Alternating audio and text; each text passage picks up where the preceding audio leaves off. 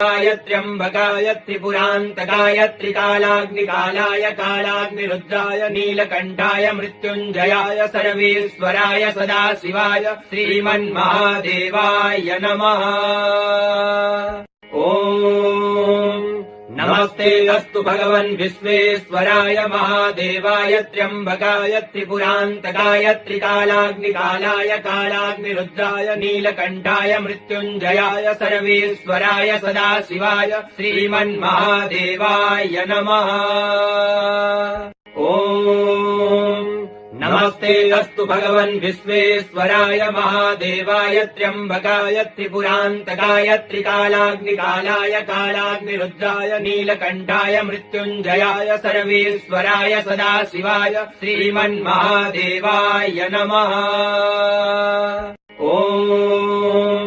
नमस्ते अस्तु भगवन् विश्वेश्वराय महादेवाय त्र्यम्बकाय त्रिपुरान्तकाय त्रिकालाग्निकालाय कालाग्निरुद्राय नीलकण्ठाय मृत्युञ्जयाय सर्वेश्वराय सदाशिवाय श्रीमन्महादेवाय नमः।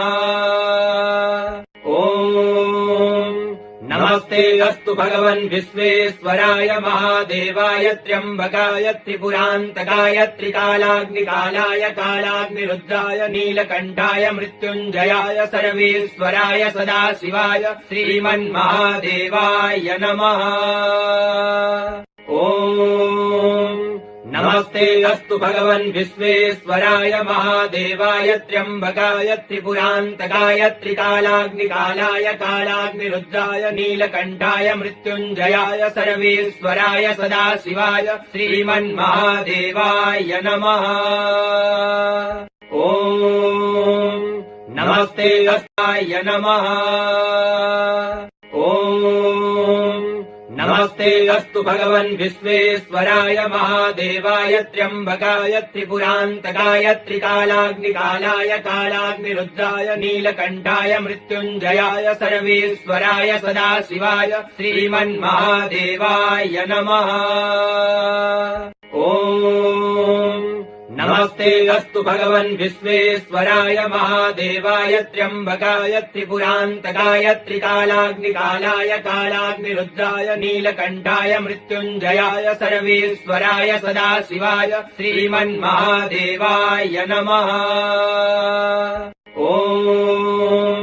नमस्ते अस्तु भगवन् विश्वेश्वराय महादेवाय त्र्यम्बकाय त्रिपुरान्तकाय त्रिकालाग्निकालाय कालाग्निरुद्राय नीलकण्ठाय मृत्युञ्जयाय सर्वेश्वराय सदाशिवाय श्री